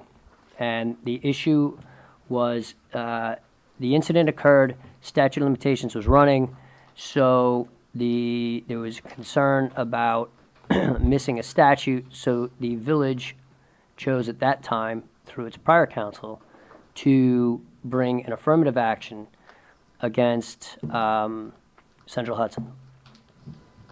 Thereafter, the state then sued, and then through our insurance carrier, your name again, I'm sorry? Matt Williams. Mr. Williams was appointed as counsel to defend us in that action. The actions were consolidated, and everything Mr. Williams just said occurred. So that was kind of the backdrop of why there is an affirmative action from the village in this matter. So that's a procedural background for the board once again. And you can't give us a timeline until, I guess, selection and everything you said. As of right now, our next and only date is March 26th, and at that date, we will get more information. So, in other words, when I went down and everybody from Poughkeepsie, the engineers, the EPA, everybody came down, and basically I just hit them with questions, and they said, because I have pictures, and I knew a guy that was working in the trench when Central Hudson was working, and the sidewalk collapsed. And basically everybody from Poughkeepsie said that Central Hudson's machine was too big for the weight. Yes, and that is certainly one of the defenses, and without getting too much into strategy and what I can and can't disclose, I can tell you that my opinion is that New York State's target defendant is Central Hudson. That has been the entity they've seemed most focused on. Central Hudson, of course, disputes everything, says your wall was old, it's going to collapse anyway, something else should have been done, so on and so forth. But, now we're at the point where we can only go forward. There's no more discovery to do. And that's why I'm always in favor of getting a trial date, because, listen, you're going to have to get decision makers in the room and make decisions about whether you want to resolve this or you really want to go to trial on something like this. I appreciate you representing the village. Yep. Is what we do. I know, well, Thank you. I see it in the bills. Is there any opportunity for motion practice? You pay for what you get, right? Is there any opportunity for motion practice, or is that yet to be determined at this point?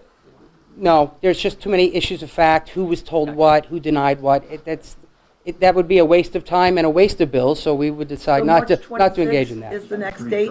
That's the first pretrial conference, yes, ma'am. But the thing that I'm concerned about, I'm not only the village clerk, I'm also the receiver of complaints. And when I did the deposition, I made it very clear that I thought it was very unfair to the residents of the village to not at least have steel plates or a walking bridge over that collapse. That was my next question. Is there a It's forcing people out into a busy state road to go around it. See, I was told, once we do that, we own it.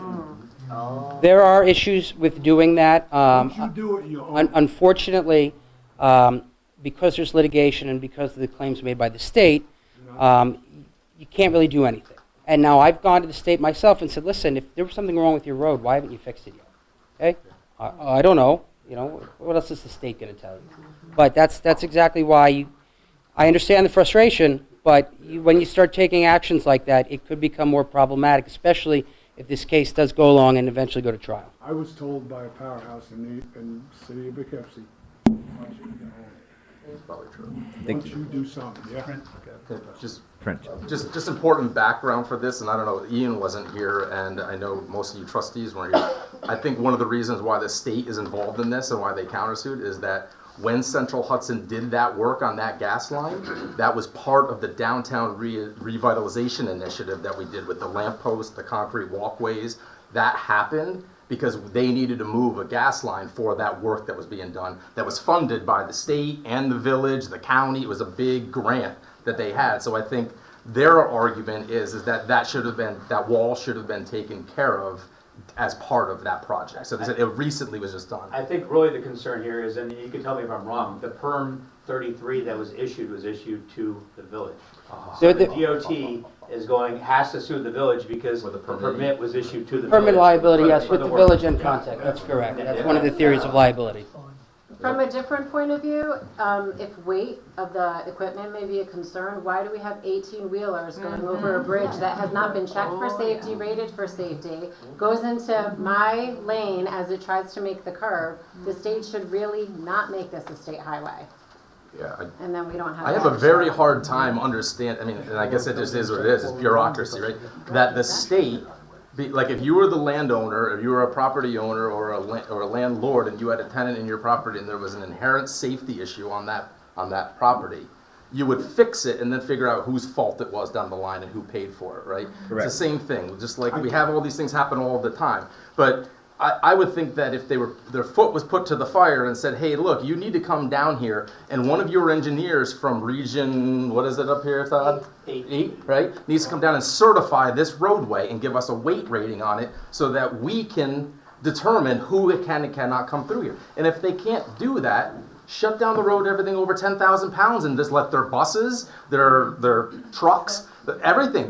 Once you get the highway backed up all the way up Route 9, I mean, Kevin, I know it's easier for me to say it, not in your position, but you have the authority. Your number one responsibility is to protect life and property, right, within the village, right? And if you have a concern, it's well within your executive authority to just sign a piece of paper, send it out, and put the police or whoever it might be and say, all right, you're going up Delaverne, and you guys are not making a turn down at the village until the state certifies this roadway. You're going out tonight. But Yeah. see, when they came down from Poughkeepsie, Yeah. Of course they do. They puff out the chest. They tell you Yes, everything. yes. Yeah. they But- tell you what you want to hear. Yeah. But the point is, I asked them, what is it going to take somebody to get killed? Yeah, it is what it's going to take. Yeah. It's sad. They got to walk in the lane, in the road to walk this. We actually did have someone who got hit and went to the hospital. When this all occurred, John Nukovic, your highway superintendent at the time, before the lawsuit began. We had when it that was conversation. ramping up, we brought in an actual company that we've used in numerous other locations for something similar called Access Stabilization. They came in, they're actually sanctioned, I'll say sanctioned, but an approved contractor for that type of work through DOT. They came in, they evaluated it. I'm not sure if you were there, John, or not, but they jumped over, they looked at it. They were gonna actually drill in anchors back in, stabilize the wall. The total cost they gave us at that time was less than $300,000.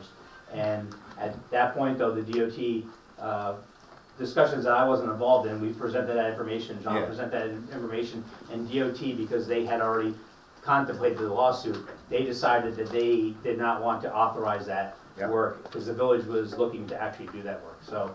I like the idea to fix it and then find out who's responsible later. Yeah. Get the money back for the work. I just think But we can't- the state doesn't DOT care about the village, the people in the DOT village. I mean, They it's care been about going on us. 5.5 years. It's DOT just, wouldn't issue the permit. They already said, that's right. Is the bigger Because of the problem, lawsuit. is the bigger I- problem that it's privately owned Like- property? We don't own that property there. Is that a bigger problem that we don't own that? The property beyond the wall is, possibly even a piece of the wall is actually private property, yes. Yes, so we can't just go on there, correct? That was the other issue. The discussion at the time, though, was with that property owner that they would allow us to go on there to do that work, because most of it was gonna be done from the village side, yeah. not down below, but the DOT wouldn't issue a permit for the work because of the pending lawsuit. Okay. And they won't do it themselves. All right, They won't do it themselves, and they won't give you a permit. Yeah. I was led to believe the state was not coming after us. that's what I was too. I didn't I was think the led- state was involved at all. They're coming with both. Well, in litigation, they tell you to sue everybody and see where the chips fall. So, kind of what happened here. Thank you. All right, thank you. All right, thank you, ladies and gentlemen. All right, John, moving on. Thank you very much. All right, Alex? Alex Winsby, to present pedestrian safety and discuss the sidewalk ramp. We're going to. No, we want to hear you first.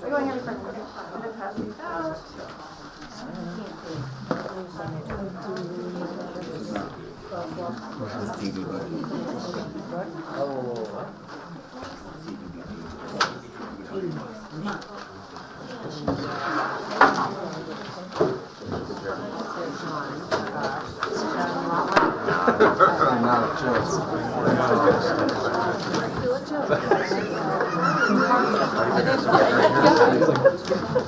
sleep all 8 hours you're sleeping at night, right? Just remember every single day, all day.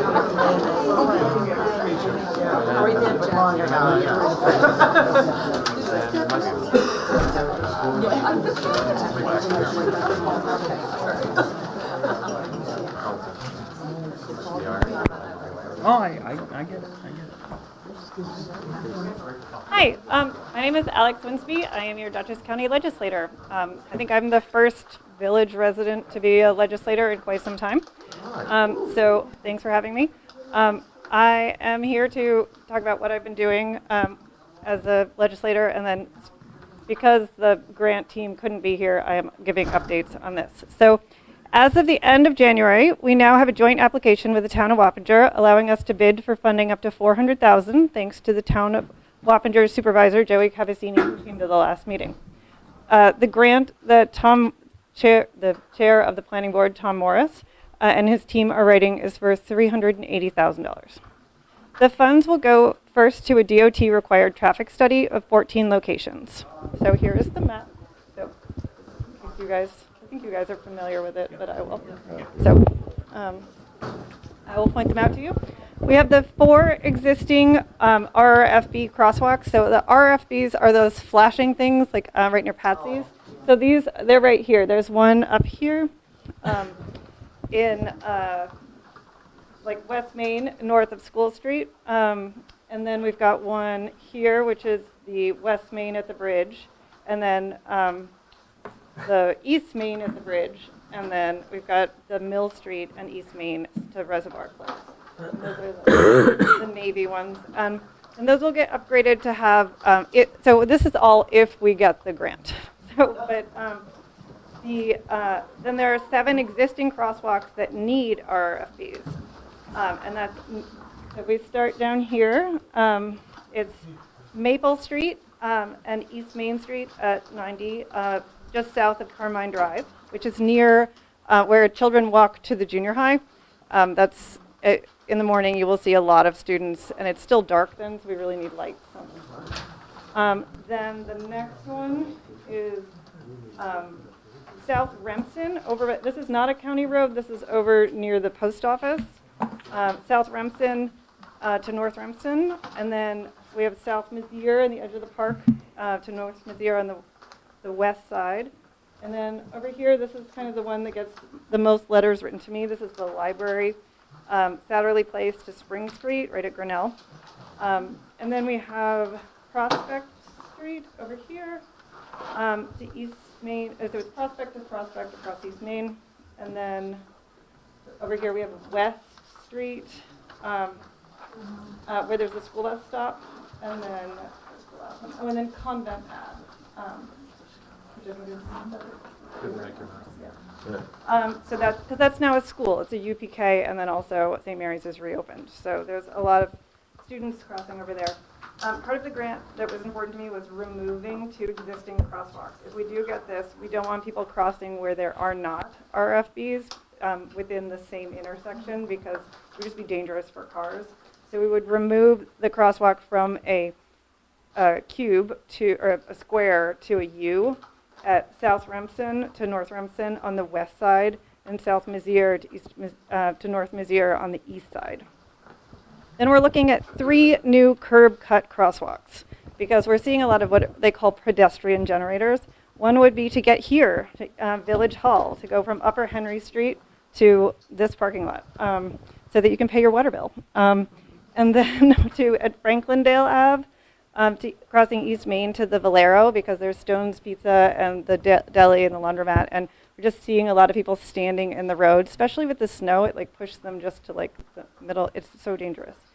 And then the last one is over near the municipal parking lot, because right now you can't go to the bookstore or in the toy shop in the same day, unless you're going to make a huge loop. And it just would really help to be able to like utilize the parking, because we do have parking, secret parking, that no one knows about or knows where to find. Because also, can't you park behind the like function hall, but no one knows about that parking. And so we just, there's I think that's technically village parking, right? But this would be really great. Where's that? VFW? Yeah, exactly. So it's like no one knows about it. So, but we do, this would really help to have these put in. And then, The VFW, we don't own the oh, not that one. What's the one? American Legion. The Catholic one where they. American Legion. Knights of Columbus. Knights of Columbus. Isn't that our parking? Knights of Columbus, we don't have permission. Oh, they just have that parking sign there? Okay. Parking signs for. Not ours. All right, never mind. Okay. Well, so more importantly, the municipal parking lot that we do have, it would be nice if people could cross the street there to the store, especially with the new restaurants. So at each of these sites, a DOT-approved contractor will survey these sites for 5 days, 4 weekdays and 1 weekend day during the school year. At each location, they will be measuring vehicular volume, vehicular speed, sight lines, pedestrian volume, and pedestrian incidences. So one of the reasons for a selection of these particular locations that the crosswalks are needed is that the DOT calls pedestrian generators. Schools, post office, the library, etc. This is why, they're reflecting a necessity. But in the past, many of the attempts to rectify this were stopped because of the short sight lines of the geographical structure of the village. Technology has changed, and the new warning light option by TAPCO works with the short sight lines and also with the requirements of the DOT. This grant requests the installation of warning lights so that the cars know a crosswalk is coming, and for pedestrians, new curb bump outs so that we can see oncoming cars. And all the DOT regs are designed so that when a person gets to a crosswalk, he or she will not be hit by a car, which is continuously happening. One concern that we have with the study is that it may not show enough pedestrian volume, because a lot of people don't feel comfortable walking around the village, especially with children or the elderly, because it is unsafe. So I've begun a campaign, and I would like your support with this, which is to continue through the grant evaluation period into the late spring, and if we are funded throughout the summer, to collect data. Traffic engineers only count who is crossing. If you're too scared to cross at the Valero, that fear is invisible to them, and we lose the grant. Your near miss, your detour out of fear, that's data that wins this. Like, if you can share your story, a location, time of day, and a short description of what happened, then we can give the traffic study people their data, and they can take that into consideration. But if we don't have every single point of data, they can't see it, and it won't be winning to them. So if you don't speak up, we might lose out on these crosswalks. So please send your stories. Letter writing? Yeah, letter writing. You can email me. Whatever you want is easy. I'm going to put up these kind of all over town, and I just really need, we're just going to put it all into a data format of where and when and time of day. And it's something that you can all do to help make the village more walkable. So far, we have received letters of support from government officials and key players. We have one from Assembly Member Anil Bipan, Wappinger Town Supervisor Joey Habatini, Village of Wappinger Falls Mayor Huber, County Legislator Anna Shaw, District 5, that's the one that is to the north of us, County Legislator Trevor Reddle, District 1, because he started the Dutchess Strong Town, so he's trying to work on walkable communities throughout Dutchess County. Councilman Bill Reuter, Town of Poughkeepsie, his district is on the other side of the bridge. Jackie Miller. Mr. Vukic of Stone's Pizza Shop, and I've written one as well. I've also received 41 letters expressing strong concern about pedestrian safety and traffic conditions within the historic area. Residents consistently cited dangerous crosswalk conditions, speeding vehicles, and a lack of adequate warning systems for drivers. Many emphasize that children, seniors, and individuals with disabilities are particularly vulnerable under current conditions. The reoccurring theme was the need to install and retrofit these rectangular rapid flashing beacons, RFBs, add new crosswalks, and improve lighting and signage. Numerous residents also expressed a support for gateway signage to clearly mark an entry into the historic village, reinforcing its pedestrian-oriented character. And this is something that I would obviously want the Historical Society involved with, because the more people understand that they're coming into a special place, the more likely they are to slow down and look around and maybe stop at your stores. And several letters highlighted the connection between walkability and local economic vitality, noting that safer streets encourage foot traffic and support small business. overall, the correspondence reflects strong community support for infrastructure improvements that enhance safety, accessibility, and quality of life. So I really have appreciated everyone who sent me a letter already. It really makes a difference. This, you can't, no one cares what my ideas are. It does. We need like a mandate of the people, and you are the people. So it really, all of this data, we have a chance right now to invest in the kind of village we want it to be, where we, preserve the historic, walkable feature of our village. That's why most people live here. Yes. Can I just say thank you? Oh, And I'm going to email them. okay, thank you. The time frame on this, so it would be like early spring. You have some time. So think about things that have happened. Like for me, I put on this. When I was photographing this for the grant, because, Tom's in Florida, I was almost hit. And my dad was driving me around because he was visiting. So it's like my dad and my kids in the car, and they want to go to FunMax, but they have to help me do this thing. And it was so really embarrassing to be almost hit crossing the street in a crosswalk in front of my entire family. And it shouldn't be like that. It's ridiculous. Okay, I think in keeping in theme with the rest of it is we have, I reached out to Tilcon about the trucks. We have Rosalie Sarah Piglia and Jason Hope have not heard from anyone in the village in over 2.5 years.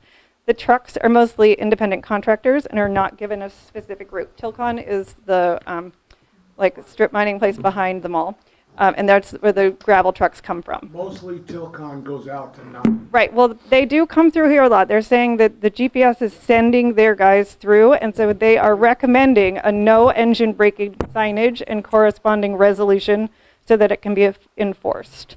And that was... Tilcon's trucks do not enter this village. They said they do. I'm telling you. Okay. We're not going to debate Right. this. But they, so that they were recommending that, and I am happy to, if you guys are able to do a no engine braking, I know that's really hard for people who live on West Main. It's really loud. So, and then there were a few requests for a 4-way stop on High Street and Spring Street and a corresponding resolution so that can be enforced. I know you guys possibly have some signs somewhere that we could put up, but obviously we need a resolution.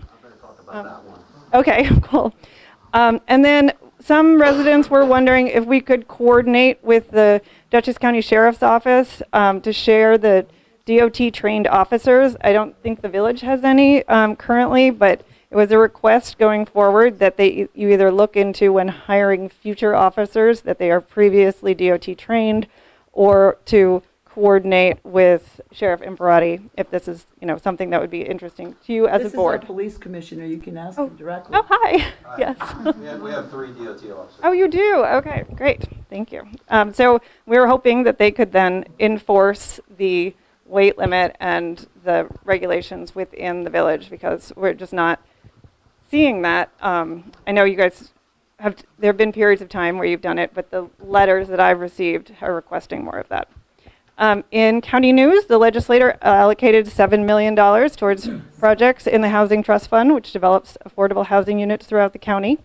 We have updated the 911 call system to a much more robust system that will work in coordination with Ulster County so that neither county can lose services, which has previously happened. We've resurrected the advisory boards that were long forgotten, such as the Citizens Advisory Committee on Domestic Violence. Personally, I'm on the TIC Task Force and the Airport Advisory Board. And in local news, we reappointed our village resident, David Barr, to the County Planning Board. Thank you for your service, David. Excuse me. Yeah, almost done, sorry. And we just are urging the New York State to pass the New York for All. And then we got Wappingers United Girls Soccer proclamation, because they're doing really amazingly this year. And we have a governor delivery e-newsletter to communicate with Dutchess residents in English and Spanish. Please sign up at the county website to receive them. Thank you. Thank you. Thank you. You want to go to resolution? Yeah. Resolution number 0926 of 2026, resolution authorizing submission of a Community Development Block Grant, CDBG application. I'll make the motion. Who was that? Ryan. Is there a second? I'll second it. All in favor? Aye. Opposed? Carried. Okay. Going back to the beginning, I'm in receipt of a bond resolution yesterday, dated February 25th, 2026, a resolution authorizing the issuance of $3,200,000 in bonds of the Village of Wappingers Falls, Dutchess County, to pay the cost of improvements to the water system, including implementation of a green sand filter and various necessity system upgrades to prevent manganese intrusion in the village's water system. Get a motion? I'll make the motion. I'll second. All in favor? Aye. Opposed? Carried.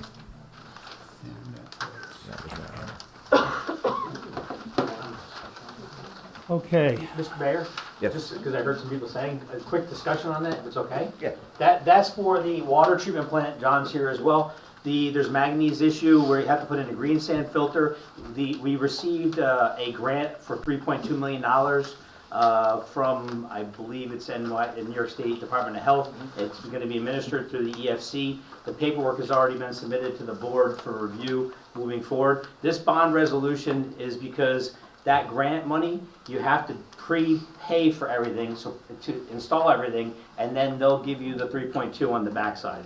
So the intention is for this to never turn into a bond. It's actually going to go into a band. It will move forward. The work will get done. Once the work's done, the New York State will pay the village $3.2 million or whatever the outlay was. Right now, I think that we're probably going to be less than that. But they will pay that money, and then they will utilize that to repay the band at that time. So the cost of the village, I believe there was no match on it. No match. So no match, so the cost of the village will end up being $0. It's just that we have to move forward in that way. I believe. They reimburse us, is basically. They reimburse us, yes, yep. So Yeah, so the village that's- can't authorize a contract without money in its hands. So the bond is to get the money in our hands so we can authorize the work to be done. Once it's done, we should be receiving it back. Thank you, Pat. You're welcome. Do you remember how far back that application went? Was it you that ended up getting it? I think it was you. We submitted that, myself and Lori, the grant writer at the time, submitted that, I believe, in 2022. Yeah, it was before me. It might have been 23 might have been the one that got approved. We submitted 2 years in a row, and I think 23 got approved. It was before me, and I came in 23, so, Yeah. yeah. So it might have been 23. All right. All right, we have a memorandum of agreement, also known as a MOA, that has been approved by the village attorneys to move an employee up one step. Get a motion? Make the motion. I'll second it. All in favor? Aye. Opposed? Carried. Last item on the printed agenda is a discussion or an approval to start the summer camp registration process. Evidently, we're behind on that. I'll make the motion. Make the motion. Who was it? Ryan. Is there a second? I'll second it. All in favor? Aye. Opposed? Carried. Okay, moving into the updates on the committees. Police Commissioner Fisher.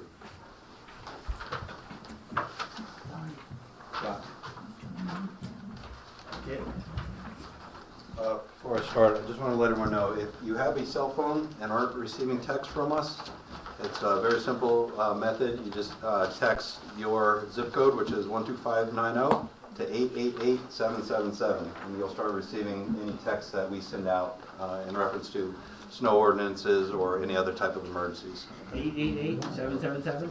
888-777, just text your zip code. Okay. Thank you for staying. Thank you. Thanks. Thank you. 12590. Done. Thanks, Don. Thanks, Don. All right, Commissioner. Good evening. So for the month of January, we had 429 total service calls. Just to save some time, I'm not going to go into the total breakdown. I'll just touch on some of them. We had 12 arrests, 173 traffic tickets, 107 parking summonses were issued, 91 other calls for services.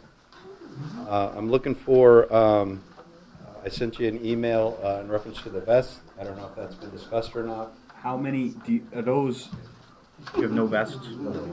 So currently, right now, we have 8 officers with expired vests. Okay, so no one has any vest. How'd they expire, if you don't mind me asking? They have to get renewed every 5 years, right? Vest is only, vest has to be renewed every 5 years, and what we've been doing in the past is, if we have a vest that will fit a new officer, we can pass it on to him as long as it's properly fitting, but those vests eventually do expire. And so we currently have 8 of our 16 with expired vests. You think we can wait until they do our budget? I mean, we're almost at the end of the budget now. Understand what you're saying? No, It's a liability. It's a no-brainer. It's a gotta do. It's not even a question. Yeah. Yes. Okay. So you're talking about that eight grand. You have it in another line now, correct? We do. You can, if the board decides, you can pull it from the payroll line where we have the surplus. Or the equipment, don't we have some more? There's a little bit left on the equipment line, but there are some other bills coming down. Okay. If you can send me the whatever the contract is, and then the budget line that you got, I can have a resolution prepared. Okay. We'll do that for the next meeting. Is that okay? No, yeah, it has to be. Constable update, I can't give you a whole lot about it just because of the HIPAA issue with it. But I do wanted to ask if that's been discussed. Are we going to move forward with replacing that position? Or we have- I don't see why not. I mean, if it's. We have to have it for court security as well. Did- yeah. We only have one constable. Well, the money's there. It's just. The reason Yeah. you asked to hire a He's a second good one man. was so that he's not alone, and when he can't make court, you Right. still have one. Do you Currently, still you have, only do you have the still one. have Rich Travis, or was he out on, he's out on surgery? No, he hasn't been around since I've been here. So do you have anybody on the list to interview? We don't. Or do we have to put it out on We don't. We Indeed? thought we had one. He cannot make Tuesdays, so the court date. He needs to be here on Tuesdays. So is this something we put out on Indeed? If you want to replace him, Yeah. because of the length of his rehabilitation. Yeah. Do you have like specific requirements? Is it the same thing you sent me? He needs to be a peace officer. Okay. I can send you all the requirements if you want to put that. Yeah, and then because Indeed's weird. Sometimes you can put requirements. I don't. All right, just an update on our training. Our officers, about half of them, of our officers and dispatchers have completed their recertification training for their basic life support, including CPR, AED, tourniquet applications, and some other advanced medical techniques. They should be 100% compliant, everyone in the building by March 8th, which is the last day of training. We have the St. Patrick's Day Parade approaching March 7th, beginning at 1 p.m. I understand there's parking in the street. This is the 31st iteration of this parade, and unfortunately we do have to institute it per section 14338 of our village code. I'm instituting a no parking mandate along the parade route. It's going to take effect at 12:15 p.m. and be in effect until the conclusion of the parade. So I understand parking is difficult, but along the parade route, you need to find alternative places to park. Can we extend that time for my cleanup, pre-parade? Because I need to run. 12:15? Yeah, like, I'm saying The only from issue 7 with in the that- morning on. The only issue with that is we have buses that come from the middle school and from South Hills Mall to avoid parking in the village, and those buses need to get through. And the lineup goes up until. No, I'm not talking about 12:30. closing, just the parking, making the no parking on the parade route Earlier or later? earlier. We could, the only issue is if we let people come through the road, because it's open, and they see an open parking spot, they're gonna park there. Alright. And then You know what I'll do unfortunately, is they're gonna I'll- be subject to being towed. at I'll 12:15. figure out a temporary parking and do it earlier before any business Who puts hours the or. signs up, you? Yeah. We will, and also highway. Uh-huh. So, we could talk more on that. Yeah, we'll I haven't figure it out. posted it yet, but currently it's gonna start at 12:15. We'll have to see if we can get the buses through another way. Hey, Dave. Can I just interrupt you for a second? You're part of the business association, correct? I was wondering if we couldn't get if maybe you couldn't find out, being as though it's a county parade? It's not a county parade. I thought it was. They use the name county. Oh, okay. Well, even if it's not, perhaps maybe businesses might want to get together a small bus. They have Oh, okay, they do? Okay, cool. Because I was like, why not park somewhere else and bus people in? They are. The parade committee Okay. they do have buses. Okay, great. And they are asking that everyone attending the parade does use the bus. Where are they shuttle parked? service. Where can you park to get the bus? It's going to be at the middle school and Okay. also at the South Hills Mall. All right, good. So you took my suggestions. I asked John. John got right back to me. Thanks, John. The last thing I have for you is I'd just like to take a minute to formally recognize and commend the exceptional work performed by members of the police department in response to a violent incident that occurred on February 19th. We received a 911 dispatch that was initially believed to be a welfare check involving a male with facial and chest lacerations, which quickly evolved into an investigation for a violent assault, including multiple knife wounds. Through the immediate response and keen observations and throughout the investigative efforts, responding officers were able to locate and follow the blood trail, which led to a known suspect and his residence. Within a few minutes, a couple of subjects were arrested or were detained. The continued investigation led to an execution of a search warrant where they recovered the weapon which was used in this attack. The primary subject has been charged with multiple felony offenses in connection with it. And it was equally important to note that the dispatchers who were on duty also performed a fantastic job. Between the information gathering, communications, coordination with the officers, it was instrumental to resolving this incident. So I just wanted to take a minute to reflect on the team's outstanding teamwork, professionalism, and dedication, and take a minute to just acknowledge those officers and dispatchers. Officer Corchado, Officer Levy, Officer Scagnelli, Officer Budin, Detective Weaver, Sergeant Ludwig, Dispatcher McLinn, Dispatcher Graham, and Senior Police Assistant Williams. On behalf of the Wappinger Falls Police Department and myself, I'd like to extend a sincere appreciation to these members for a job well done, and wanted to inform them that letters of commendations have been placed into each one of their folders reflecting this same outcome. I ask at this time that everyone just please join me in a quick round of applause and recognition for these members' outstanding work and dedication.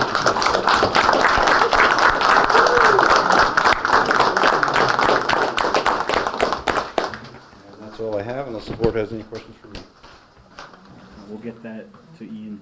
We'll get that moving. Legislative Trustee Cemento. We have multiple public hearings coming in. The weight limit was one of them. The what was the other one? Whoa, blanking out. What were some before that we asked you? What's the parking? The parking on Podgy Terrace and Beach Street. That's all part of the parking lot? That's all right. Yep. That's all one. That's all in one? Oh, Yep. the county requirements, like the adjoining counties for The residency requirements. More to come, and we'll keep you updated on those public hearing dates.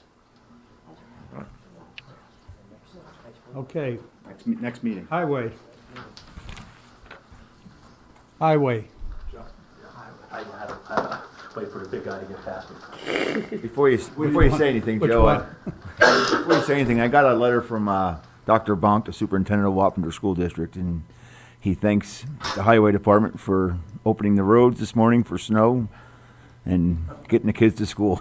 Sure, the kids hated it. He loved it. So thank you. Actually, first thing on my list is that I thank the residents again that they moved their cars and we were able to effectively clean. So far, we've used about 1,000 tons of salt this year, and we bought 1,000 tons of salt. So right now we're down to the 350 tons we have left over from last year. And hopefully that's enough to get us through. We may have to order more depending on. Let's hope not. Yeah, I hope not. Same thing, everybody's been doing a pretty good job cleaning as best as you can.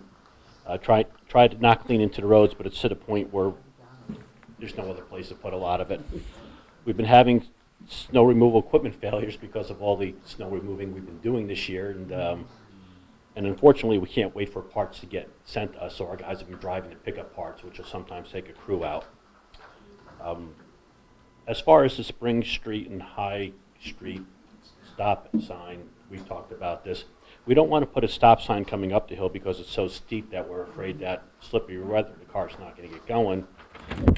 We've added on the 2 stop signs on the cross street, Spring Street, we've added 2-way underneath the 2 stop signs so people approaching can tell that it's not a 4-way stop sign. The only other place we could possibly add a sign is downhill, and we talked about it, not adding one there because we're afraid someone is going to slide through the intersection. Yeah. So far we had the 2-way signs up. I don't know if that's going to, I'll take other suggestions on that, but I don't have any other good ideas for that one. Our snow removal workforce is down by 1 person who just left on the 13th of this month, and already we're missing, we're down 1 plow truck, so the crews are a little bit more strained than normal, and of course we had a big snow because of that. We're already making plans to probably have to close the street to clear snowbanks for the St. Patrick's Day parade in the middle of the night. We're probably going to close again. Yeah, I'm just waiting for this last storm. Another storm's supposed to be coming Monday, Tuesday. We're waiting for that to come and go, and then we'll go out and clean the roads and wipe the snow off. Did you do that all in one night? We're gonna shoot for one night. It's a bigger area than we normally do because we're gonna be going up to St. Mary's Church all the way to Oddfellows, the Verizon place, a little bit past Oddfellows. What's the hours you're looking like, just for? The hours we're looking like is, so the businesses don't have to close their business anytime soon, so we'll come in and close them at 11. I think everybody closes the business, closes at 10, I believe, most of the businesses, but we'll find that out. But we usually do 11 till 7 in the morning. So is there any way we can ask the state to help out on this? I don't know. We got that lady's number. Maybe we can reach out to her and see if she can maybe help us out. The DOT lady? Yeah. Sandra? Yeah. Okay, we can do that. Yeah, I mean, that's not a bad idea if they want to come flag. The police has helped us and Waters comes down and help us. The problem is getting too many machines in one small area causes just havoc, you know what I mean? Maybe we can work 2 different areas and... We can check them out, see what they say. See what they say. We've used them in the past, but it's one of them. They've done it in the past during this parade. I've asked them since then, and I've gotten told, no, we're too busy, we can't, because they did in the past, their guys would get overtime, of course, they'd be like, yeah, we want to do it, now they're on shifts. Okay. For DOT, so Well, we can look into that. Yeah. Do we know, since it's been state of emergency, is there any money that can get refunded to us? I haven't heard anything yet. I haven't seen anything. I can ask around. Is that, Alex, is that something we could look into possibly, since we've had 3 state of emergencies? If there's funding that we can get back, maybe you can talk to some people? I could ask to Commissioner Beal. If you can, yeah.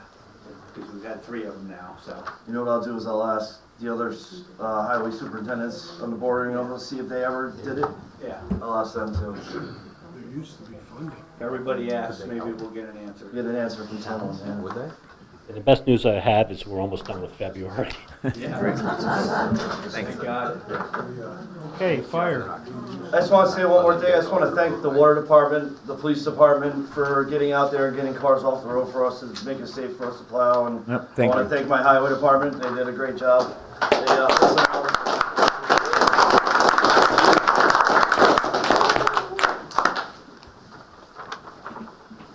Fire.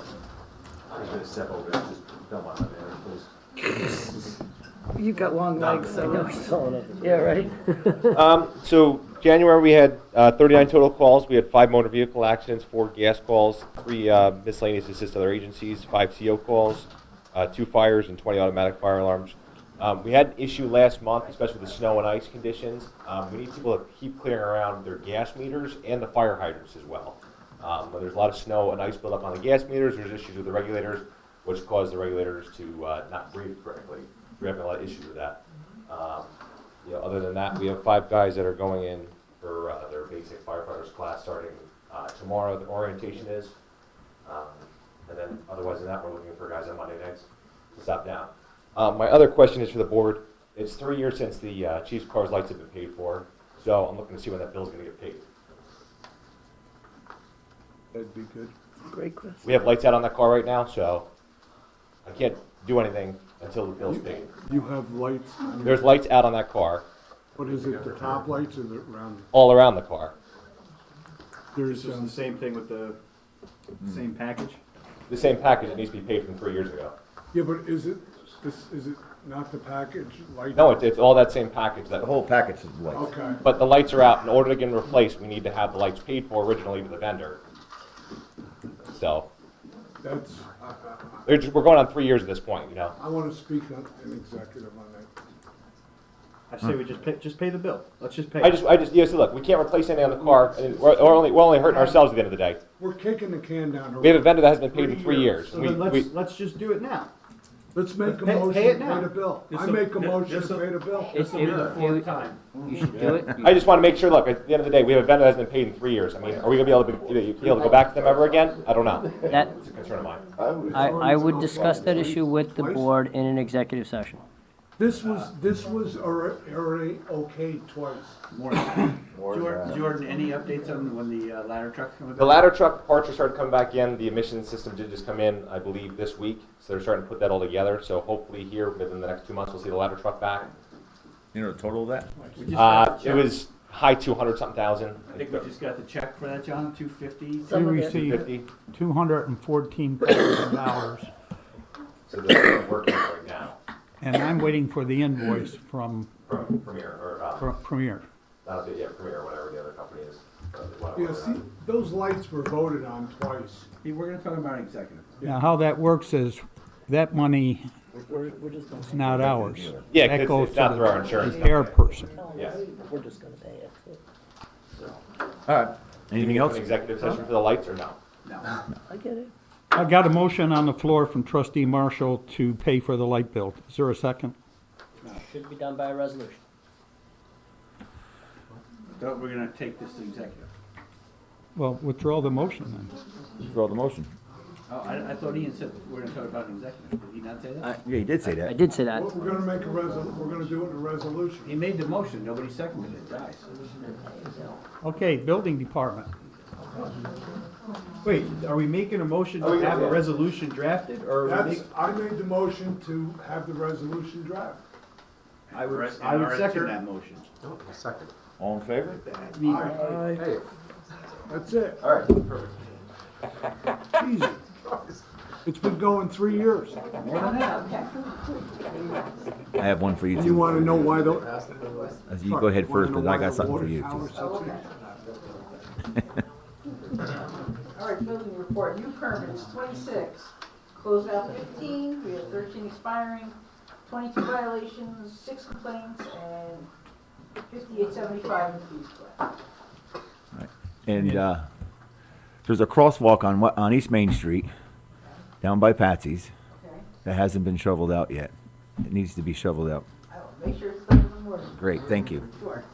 Thank you, Teresa. Thank you. Okay, on safety, I've received some favorable comments from residents praising the Highway W, or the DPW on the work they've been doing with snow removal throughout the village and keeping our streets safe. Again, good job. Thank you.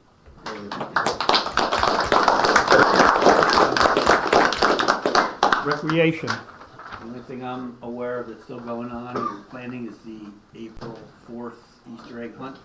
Unless, John, you have any updates on anything else? No. Okay. Court, trustee Vanka, I have nothing to report. Cobbler Building. Nothing to report on that either. We have I'm still waiting for the building inspector to inspect the inside. He was not able to get there because couldn't open the door. It was snow all piled up against it, so. I don't have anything on Tri-Muni other than I know our village attorney's been working very hard with the village engineer on several topics that are concerned with Tri-Muni, and that's it. Mayor, that concludes the printed portion of the agenda, if you wanted to open it up. Anybody else have anything?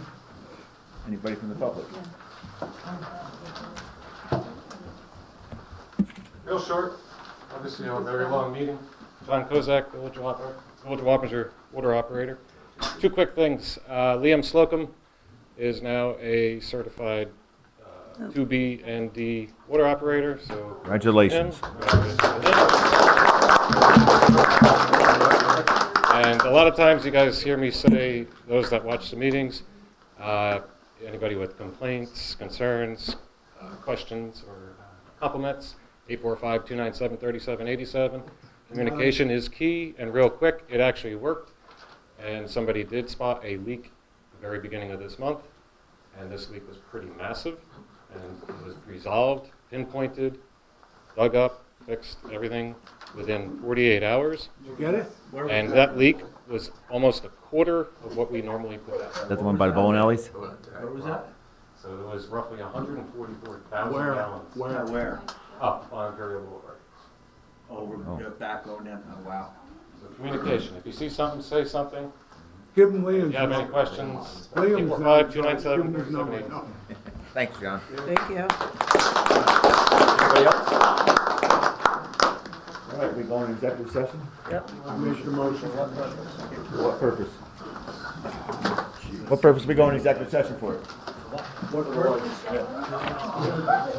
Are we already passed for light bar, right? Oh, we already passed. No executive session. No, we